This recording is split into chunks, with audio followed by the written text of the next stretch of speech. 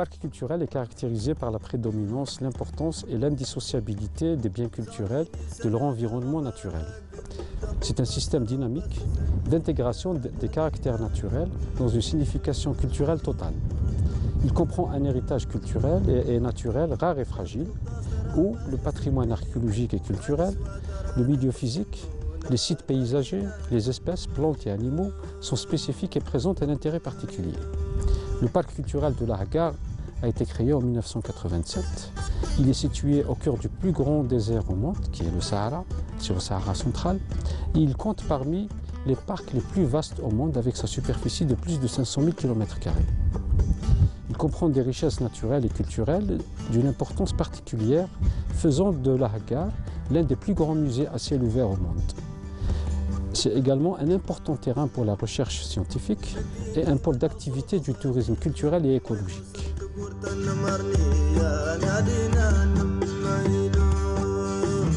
Le parc culturel de l'Ahaggar, c'est un grand livre de géologie dont les premières formations remontent à plus de 3 milliards d'années.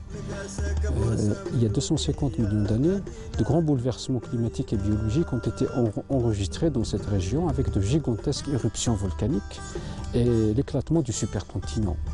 Les différents écosystèmes sont dominés par les dinosaures dès 205 millions d'années dans cette région de l'Ahaggar et notamment du côté du Tidikelt Ain Salah.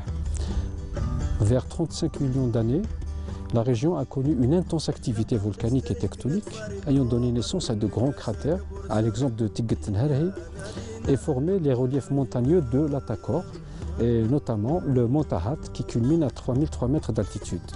C'est le plus haut sommet d'Algérie.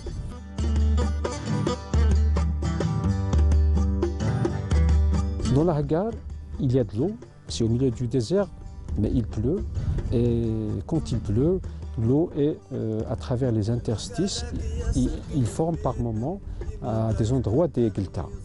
Les gueltas ou Ajel-Mem, ce sont des sources d'eau qui coulent parfois en cascade et elles constituent le principal facteur de développement des biocénoses sahariennes.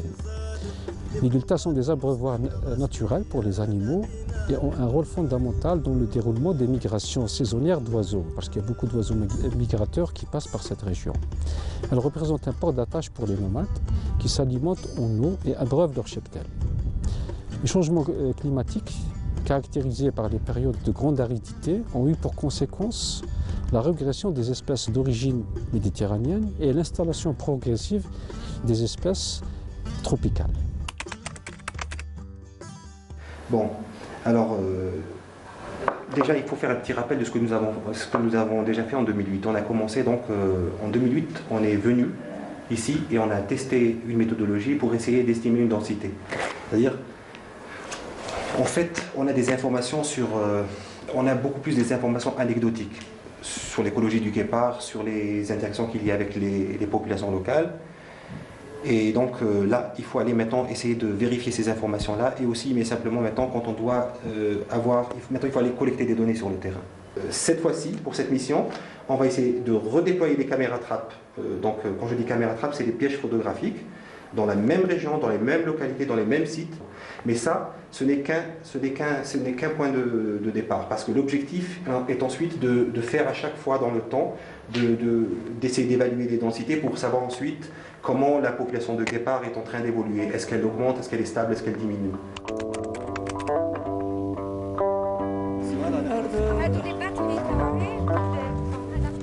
J-1, l'heure est au grand préparatif. L'expédition s'attelle à tout charger, il ne faut rien oublier. La route est longue, 500 km à parcourir dans le désert, 10 jours de dépaysement sur le territoire du guépard du Ténéré.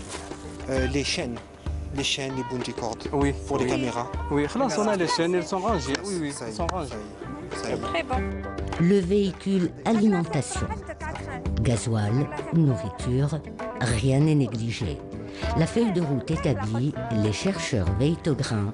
L'Office du Parc national de l'Ahaggar a mis à leur disposition la logistique nécessaire.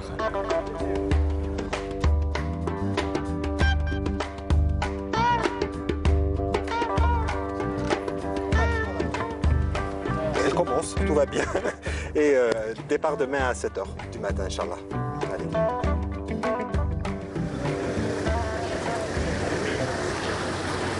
Jour J, le grand départ est pris à partir du siège de Lokna, au chef-lieu de la wilaya de Tamanrasset.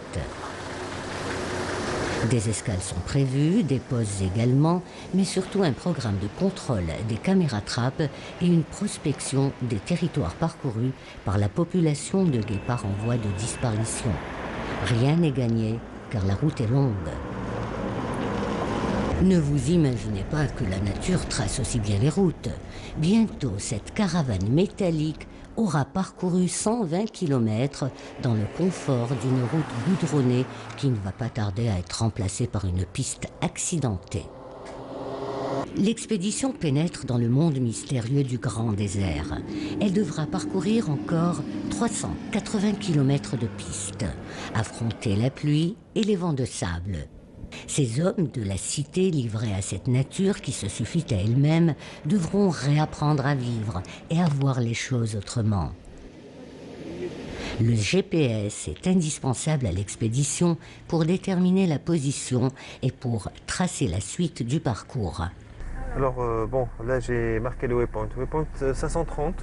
531, tu m'as dit. 531. Campement déjeuner. Campement, voilà. Arrêt déjeuner, tu mets 4h26. Les cuisines se déploient. Petite pause de l'équipe à Tinouhelt. Il faudra faire vite, mais aussi profiter de quelques moments de répit pour faire le point. La pause déjeuner est décalée de quelques heures. La notion de temps devient aussi abstraite que celle de l'espace infini de ce désert qui s'ouvre lentement à la curiosité des hommes. Emel et Farid Belbachir profitent de ces instants pour improviser un briefing.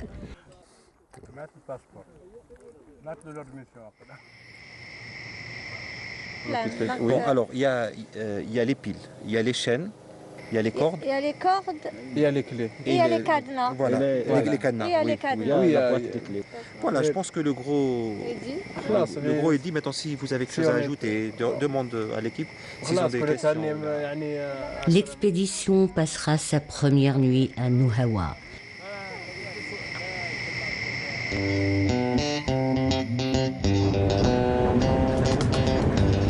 Direction le plateau de Tihouret au cœur de Talartaba.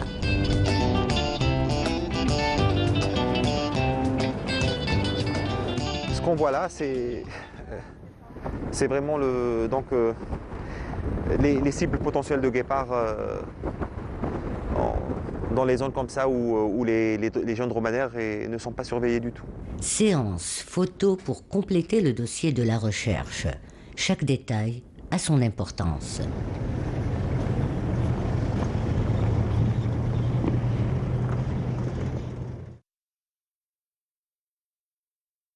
Est une superficie de 2800 km² parce que l'objectif est d'au moins inclure dans cette zone limitée par les caméras trappes le domaine vital ou le territoire d'un guépard.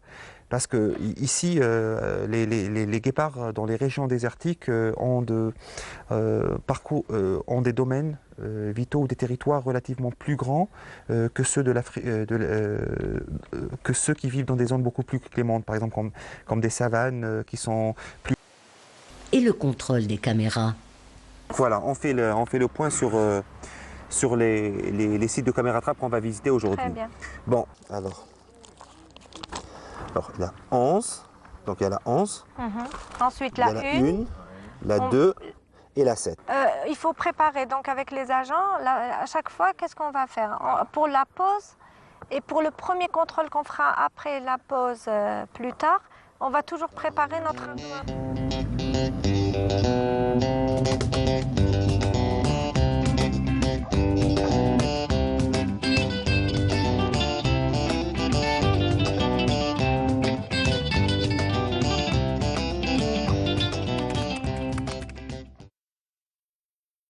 Alors donc là on est en phase, on va essayer d'installer une caméra trappe au niveau donc de la station. Voilà. Alors sur la bas, voilà, sous un acacia, Tortilis. On est donc dans le oued de Takbenna. Là donc oui, bien sûr on essaye de prendre de nettoyer la caméra avant donc l'installation, et on va essayer de la programmer aussi. Oui, mais quelles sont les performances de ce type de caméra? Le champ de vision du détecteur, c'est 40 degrés d'angle, et la portée, donc la portée est de 100 pieds. Voilà.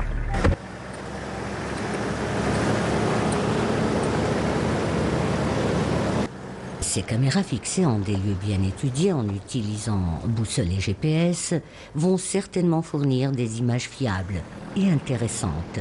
Farid Belbachir procède au contrôle de position des caméras mises en place.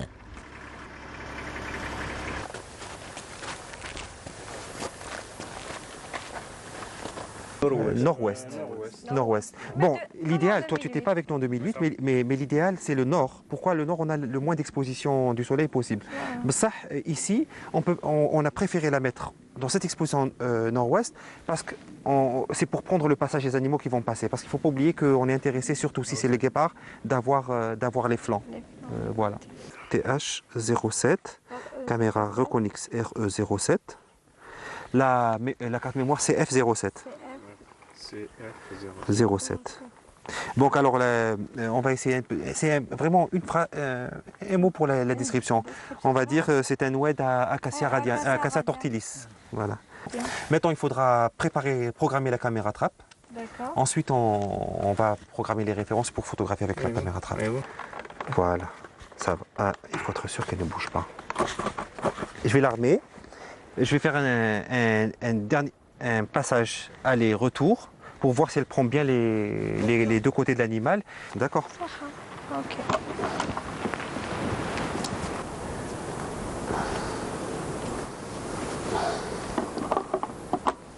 Des essais dans le champ de la caméra, des allers-retours, des passages latéraux.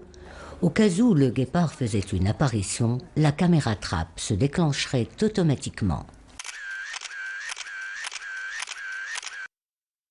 Ok, j'ai vérifié, ça va, la caméra elle prend les deux côtés, c'est très bon. Donc on va l'armer, avant de l'armer on va prendre d'abord une photo. Est-ce que tu peux me... Les plans filmés seront stockés dans la carte mémoire. Une lecture de cette carte est programmée tous les 3 mois pour établir les statistiques et les évaluations aussi bien sur l'animal recherché mais également sur les carnassiers qui évoluent dans la région.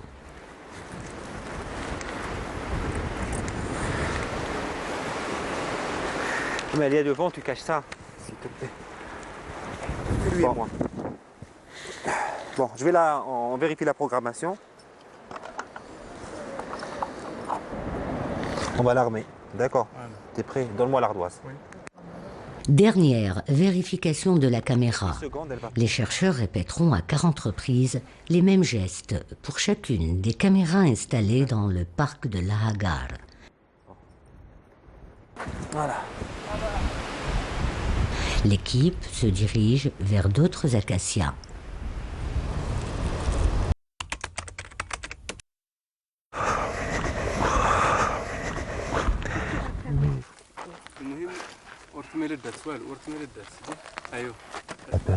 Autre contrôle routinier, vérification des performances, walk test. On va faire un walk test maintenant. Je fais OK. Bon, il faut simuler maintenant. Bon, tu vérifies. Oui, tu vérifies si elle détecte mon passage. D'accord. Ah, ça détecte. Ça détecte. Tu me dis quand ça s'arrête. Allez, c'est bon. Voilà.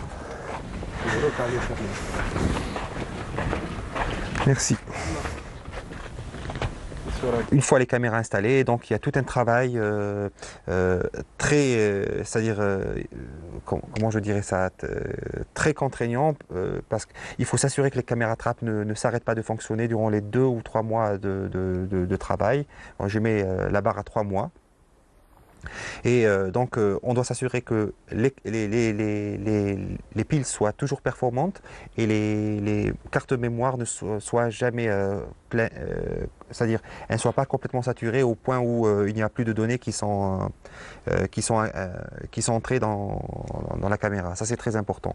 Bien sûr, au point d'entrée, quand il y a le contrôle des caméras trappe, on prend les cartes, on enlève les cartes mémoire des caméras, des caméras elles-mêmes et on les télécharge dans les ordinateurs afin de libérer la mémoire et de réinstaller, on vérifie les batteries, etc. Ça c'est tout le travail qui est fait en relation avec les caméras trappe.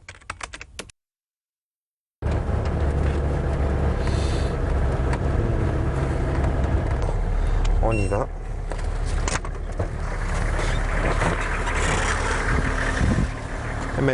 ML, s'il te plaît, alors l'appareil photo, l'ardoise, la fiche de contrôle.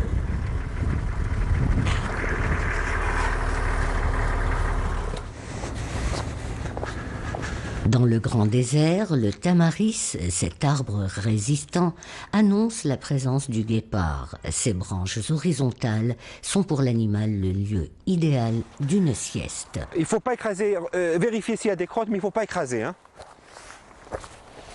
Hop là, voilà. Il est que la crotte, tu vois. Ah, c'est une nouvelle crotte? Hein? Une ancienne.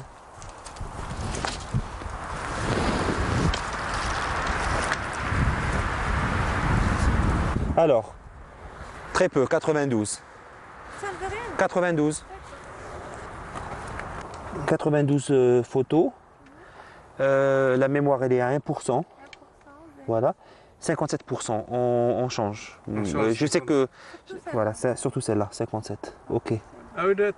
Prise de notes, collecte d'informations, inventaire des traces solides jusqu'au moindre détail. Même la description physique, on a tout ça. Oui. D'accord. Mais il faudra qu'on nettoie la caméra.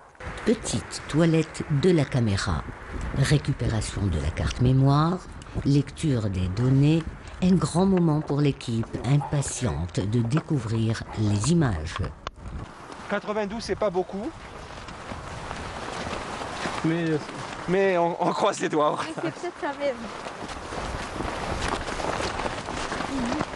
Quelques secondes avant la révélation des images. Alors, le moment de vérité. Bon, les 10 premières me fait à Wallo, donc il y a le 30, je veux dire la branche, 3, 4, 5, 6, le vent, hein. Oui, oui, Ça peut être... c'est ça, 8, 9, 10, Il n'y a pas une photo de nous? le 8 octobre. Ça déprime à la belque. Grande déception des chercheurs. La carte mémoire de la caméra de Tessayua ne révèle aucun passage. Y a-t-il eu une quelconque défaillance ou plutôt un barrage au champ de vision? C'est parce qu'elle a le feuillage sur le champ de vision. Et... Quand il bouge, Oui, mais c'est pas la question. Voilà. Il n'est pas Il n'y a passé. rien. rien. Rien. Bredouille, l'expédition espère plus loin de meilleures performances.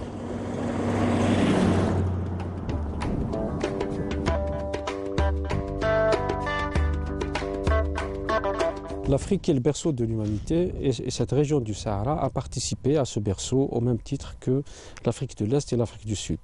D'où nous trouvons dans cette région des traces des plus anciens hommes qui ont fabriqué les plus anciens outils depuis au moins 1 million d'années.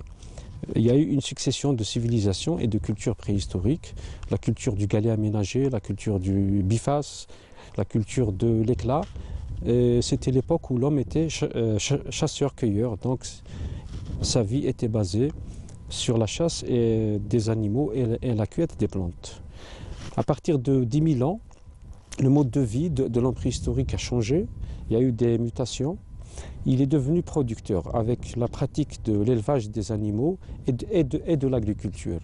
Justement, nous nous trouvons ici dans un site où il y a des traces de cette époque, du néolithique. Et là, nous avons des gravures, une scène de chasse de mouflons avec des chiens domestiqués, parce que la domestication des animaux remonte à au moins 8000 ans. C'est parmi les représentations de la faune de cette époque, nous trouvons la grande faune, à l'exemple de l'éléphant, la girafe, le rhinocéros.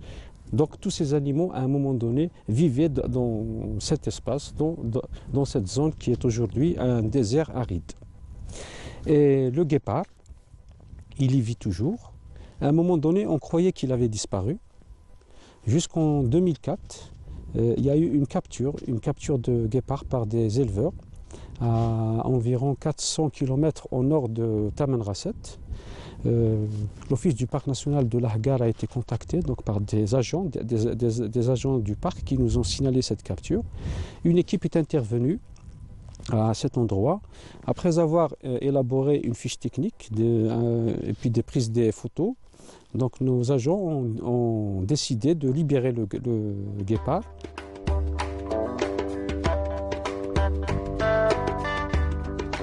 Quand on voit une empreinte, si on voit les deux indentations, donc c'est un chat, d'accord.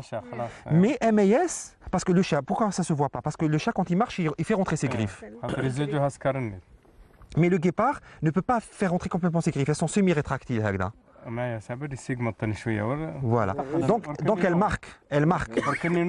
Voilà. Donc chauffe. Si vous voyez les deux indentations, donc c'est un chat, plus l'empreinte des griffes, MAS. Mais si vous voyez, par exemple, les griffes, les traces, l'empreinte des griffes, mais vous ne voyez pas les deux indentations, ça doit être un buggy ou la kelboula. Ça, c'est très important.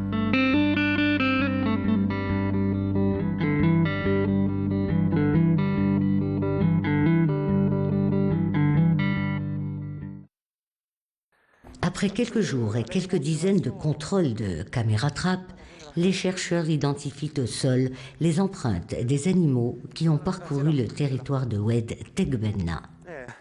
Mets-toi comme ça. Attention, ils sont là. Ah voilà. Regarde. Moi j'ai pensé peut-être à... Je pense que ça pourrait être un... C'est un cheval entre un petit chacal et un petit, non? Ça peut être plus grand aussi un chacal. Hein? C'est un chacal. Voilà. C'est plus grand, un chacal. Un petit, peut-être un petit chacal. Oui, moi, je crois que c'est... Prends les mensurations, après je vais voir. Je me suis dit... Bon, ça c'est... Non, attends, j'en ai vu... Il n'y a pas de griffes. Un snake. Alors là, quand tu vois le bord postérieur, ça c'est un canidé. Hein, ça c'est... Regarde ici, ici, et regarde là c'est encore plus clair. Oui. Ici. Attends, mais là je pense que c'est une empreinte de griffe là. Oui. Voilà, c'est des empreintes de griffes. Le chacal, elle est à 4 cm. Quand on est sur un substrat boueux comme ça, 4 cm. Elle devrait s'agrandir encore plus. Même si c'est un petit chacal, elle s'agrandirait plus. Mais un renard, par exemple, moi je penche vers le renard. Non, je sais pas. Celle-là ou celle-là? On va faire celle-là. Attends, Emel, tu me donnes, je vais essayer de prendre d'abord c'est-à-dire la séquence. La ligne de trace. Boubkel, s'il te plaît. Je peux. La ligne de marche. Il y a la gazelle aussi. Qui a coupé la trace, le chacal. Non. Du moins du canidé. Alors, là, j'ai la bonne séquence. Les photos seront comparées et les empreintes identifiées. Ces séquences permettent de suivre l'itinéraire des prédateurs et de leurs proies potentielles. Donc, la vraisemblance d'un chien, elle diminue. Actuellement, donc, j'ai le soutien d'Amel pour le contrôle donc, des caméras trappes. C'est un travail très ardu, très difficile, parce qu'il faut faire en sorte que les piles qui sont mises dans les 40 caméras trappes ne s'arrêtent pas, et aussi les cartes mémoire que l'on utilise ne soient pas saturées en photographie. Mais bien sûr, elle a sa propre recherche. Donc 141 degrés, ça me fait cette direction. Donc on doit aller dans cette direction. Fouzi, il te reste 150 mètres à peu près. Donc j'imagine que c'est autour de la Cassiarna qui est en face de nous. D'accord? Donc tu fais attention, tu ne te rapproches pas trop. Emel Belbachir a une part importante dans cette mission. L'échantillonnage, chaque indice sera soumis à l'analyse du laboratoire biologique. 2 mètres, attends, pile. C'est bon, c'est parfait. Donc je mets un type d'habitat, mais le dominant c'est quoi? C'est un oued à acacia. Donc on met un oued à acacia. Après on a les proies des carnivores, les proies potentielles des carnivores, c'est-à-dire qu'on aura La gazelle. Ahankad, la gazelle, on aura Tamarouelt, le lièvre, on aura le mouflon, donc Oudet, et on va lister un petit peu les végétaux qu'il y a dans la région. C'est à peu près ça qu'on va faire, le travail consiste en ça. Elle a une partie de sa recherche qui concerne aussi l'identification de la structure de la population de guépards dans la zone où l'on a déployé les caméras trappes, de voir les liens de parenté, d'identifier les sexes aussi des guépards. Mais pour cela, elle utilise l'outil génétique, c'est-à-dire avec l'extraction de l'ADN à partir des crottes des carnivores qu'elle prélève. Et donc, bien sûr, tout cela sera analysé dans des laboratoires spécialisés. Dans le cas où on est dans un site où on trouve des crottes de carnivores, ce qui est important, c'est de prendre une vue générale, bien sûr, du site, donc de là où on a trouvé ces échantillons, mais aussi de photographier les crottes qu'on a trouvées. Alors, pour la photographie, on met toujours une règle. Oui. Pour avoir la longueur et la largeur de la crotte, parce qu'entre chaque espèce de carnivore et une autre, ce n'est pas la même taille de crotte que nous retrouvons. Donc qu'est-ce qu'on fait? On prend à chaque fois une paire de gants qui est nouvelle pour ne pas contaminer l'ADN, que l'ADN de cette crotte ne contamine pas l'ADN de celle-là, parce qu'on ne sait pas si c'est le même animal, et qu'au cours des analyses génétiques, pour pouvoir identifier les espèces, on ne puisse pas avoir des résultats qui sont biaisés. Donc on prend chaque échantillon de crotte. Échantillonnage, prise de notes, collecte de chaque élément susceptible de déterminer le passage du guépard. Les excréments seront scrupuleusement introduits dans des sacs individuels en attendant leur analyse.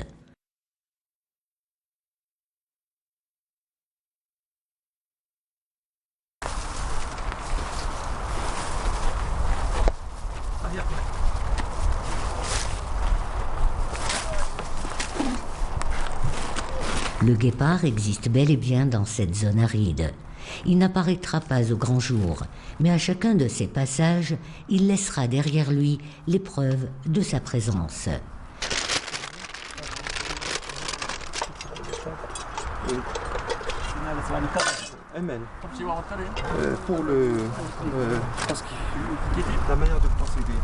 Pour gagner du temps, l'équipe décide de ne plus perdre une seule seconde.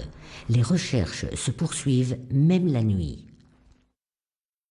Attends, elles sont plus larges que longues. Le problème, c'est que moi, j'ai pas les détails du contour ici. C'est difficile. Moi, j'aurais bien voulu avoir les contours détaillés pour les indentations. Un. Deuxième. Attends, là, je vais essayer de mieux voir.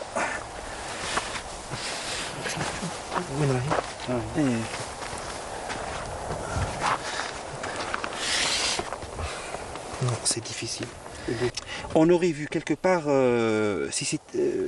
des griffes, des traces de griffes. Oui. Ça, on ne les voit pas. On ne les voit pas. On les voit pas. C'est ce qui me...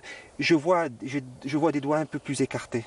Et je vois un espace qui est bien marqué entre les pelotes principales et les doigts. Je peux pas être sûr, mais peut-être, je me dis peut-être un chat. C'est ce que j'aurais dit, un chat. Voilà. Un petit félin. Moi, je m'arrête là. Voilà. Je peux pas aller plus. Je peux pas aller plus loin. Tu peux pas aller plus loin. Y a pas de... Les chercheurs ne perdent pas espoir. Interpellés par d'autres empreintes, ils multiplient les observations. Ils sont impatients de croiser ce guépard qui les voit certainement du sommet des montagnes rocheuses.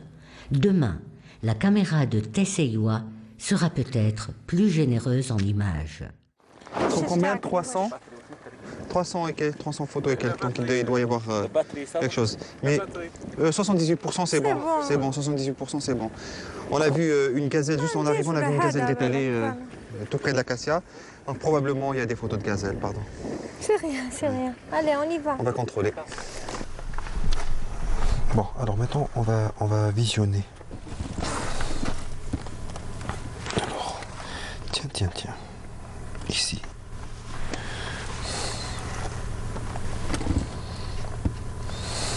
Il y a quelque chose là, c'est un chacal peut-être. Hein. Ça c'est du chacal. C'est grand. Du chacal. Ah, renard. Il y a un renard qui est là. Il y a un renard qui arrive. Tu vois, il arrive vers la caméra. Un renard de Rupel. Un renard de Rupel avec le bout de la queue blanche. Du lièvre, toujours. C'est lui qui prend beaucoup de photos.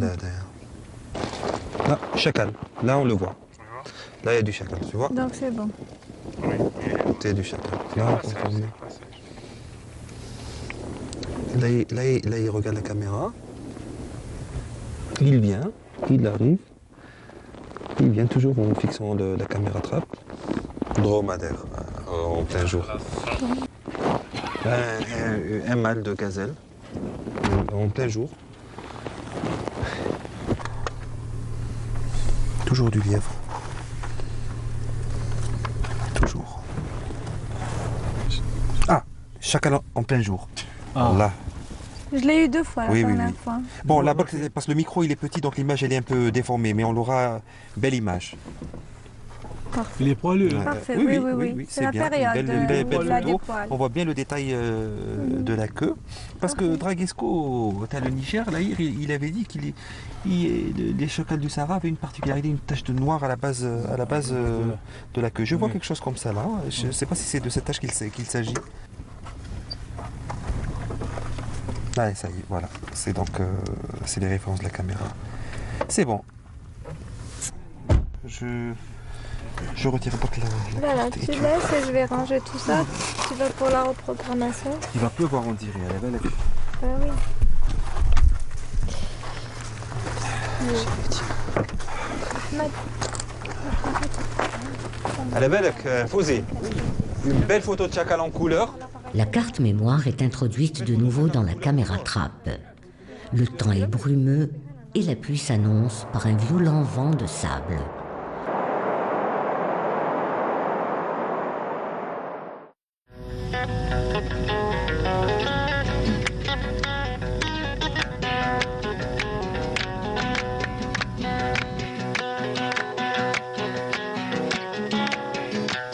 Autre contrôle de caméra, même suspense, même angoisse. Des centaines de kilomètres ont été parcourus. Visionner rapidement.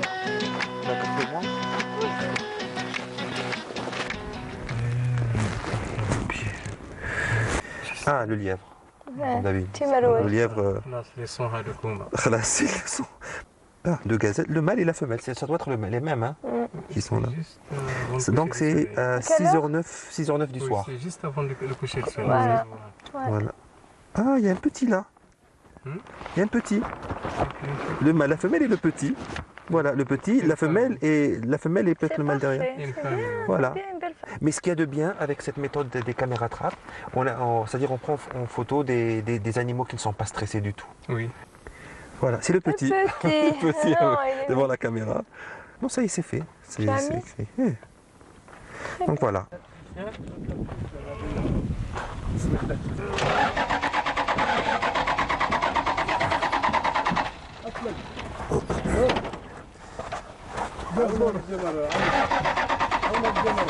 La nature fait des siennes, et c'est au tour des véhicules. Ce n'est vraiment pas le moment de perdre du temps. Les jours passent et la fatigue se fait ressentir.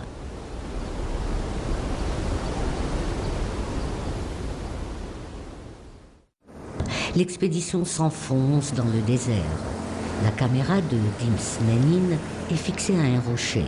Passage isolé, fréquemment traversé par des prédateurs. Paysage impressionnant, lieu de désolation. La nature est peu hospitalière et l'équipe s'empresse d'effectuer son contrôle routinier. En un mot, visionner les images capturées et mettre à jour la machine.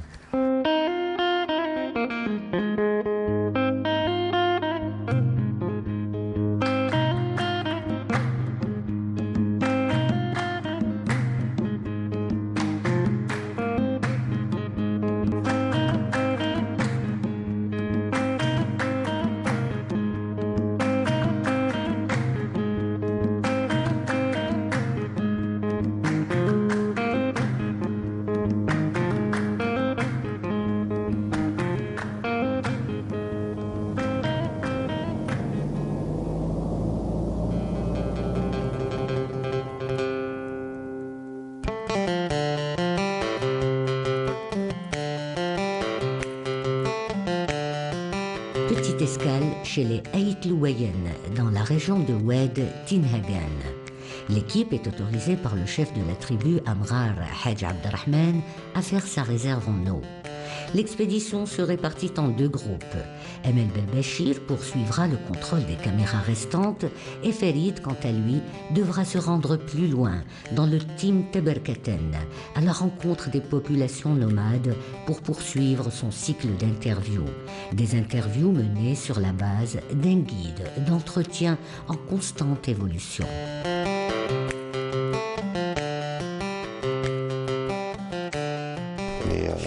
Quelques instants avant d'aller faire une interview avec des nomades de cette région.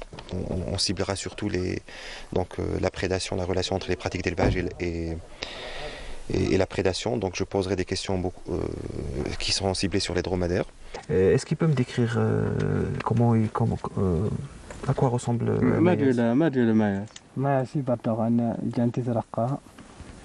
هقانين سطافنين يبرغن انتاشتي ما دولان تتبقى تيجا يتيرانين تيتي سطافنين جنبردان نايجا bon il a une peau tachetée oui. Il a des taches noires et jaunes il a des traces comme un chien il a des traces comme un chien oui un peu plus grand qu'un chien oui. Lui, il ressemble à un chien ou à un chat? انت ما يولد يدي ما يولد موش انت هون موش بردان اكيد منك il ressemble au chat même la peau des fois ressemble au chat. Tu peux lui dire est-ce qu'il a déjà vu un maïs? كلاتني رمايس كلاتني oui il a déjà vu. D'accord. C'était ici à Kaloua à Ouadinki, c'est à 20 km d'ici. Oui.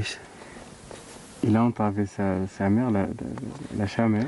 Alors, et lui, il la poursuivait, le chamelon la poursuivait. Les matins, quand il est arrivé, il était mort. C'est le chamelon qui était mort? Voilà, c'est le chamelon qui était mort. Il était encore chaud? Et Koussaroua, c'est aussi de... Il ne l'a pas touché, il l'avait... mort. Ok. Ce qui lui a fait dire que c'est tard, oui. Il vient de l'attaquer parce que bon, il l'a pas mangé. En général... le cadavre n'a pas été entamé, il n'y a pas eu de... Il n'y a pas eu de... Il est mort, c'est... Il est mort, c'est tout. يعني تستيد ورسك شهر والناس تندا تموت.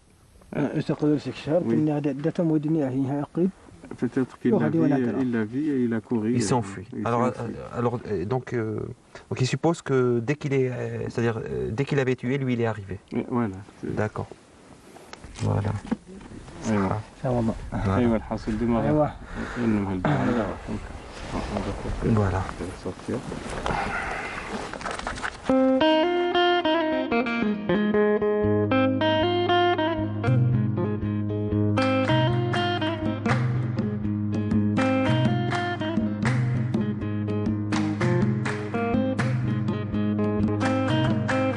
Les nomades du grand désert vivent de si peu de choses, exposés aux intempéries et aux dangers de la nature.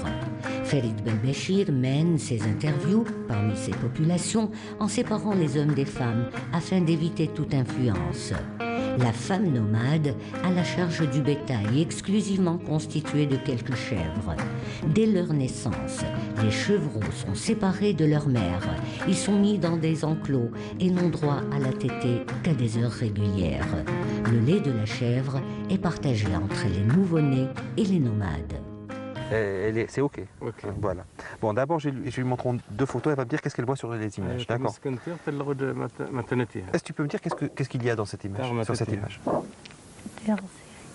Tercé. Très bien. Voilà. Et sur cette image, qu'est-ce que tu vois? C'est les chameaux. Les chameaux, très bien. Alors. Est-ce que tu connais cet animal? Je ne connais pas celui-là. Est-ce que ça peut être un chacal, ça? Le guide d'entretien permet à Farid Belbachir de compléter les données sur l'existence du guépard, la prédation, l'évolution de ses populations et aussi les techniques à mettre en œuvre pour l'évolution du protocole du questionnaire à destination des nomades.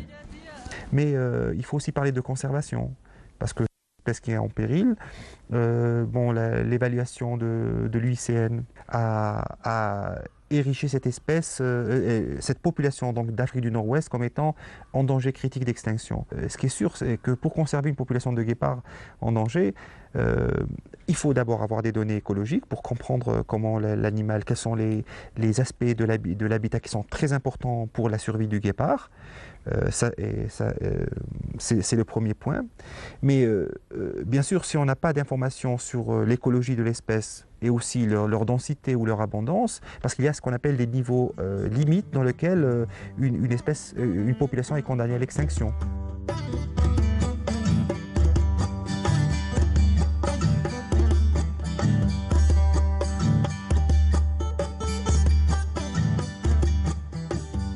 L'Office a 50 postes répartis à travers tout le territoire du parc et les agents de ces postes justement ont pour rôle le contrôle donc, des visiteurs qui passent à ces endroits.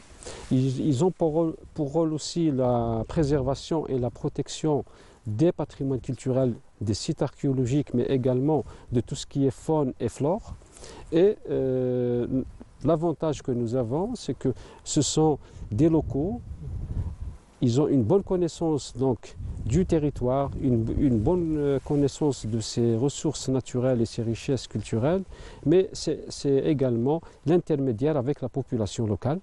C'est grâce à eux qu'on arrive à sensibiliser la population locale sur la fragilité de toutes ces ressources et la nécessité de les préserver, sans oublier que sur le plan culturel, chez cette population, il y a des éléments qui traduisent une symbiose dans le rapport qu'ils entretiennent à leur environnement naturel.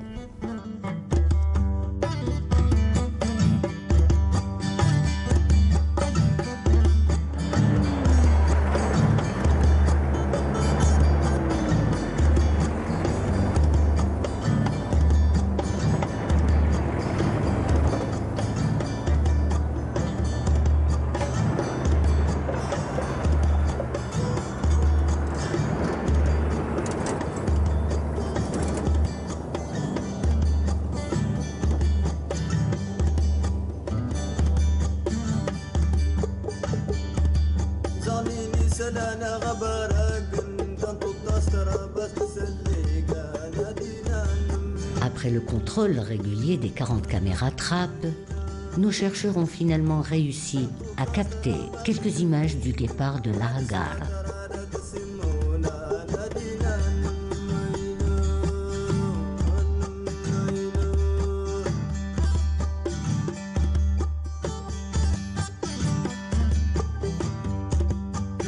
Le guépard, Acénonyx jubatus, de son nom scientifique, ou Cameyes entamachek, est un carnivore dont la longévité n'excède pas les 14 ans.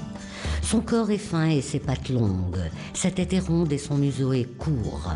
2 lignes noires semblables à des larmes d'encre courent sur la face de chaque côté de la cloison nasale.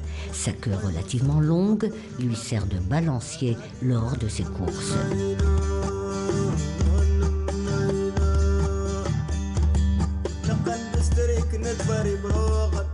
Au contraire des autres félins, le guépard chasse le jour, soit à l'aube ou avant le crépuscule, tant qu'il fait jour, car il repère ses proies par la vision plus que par l'odorat ou l'ouïe.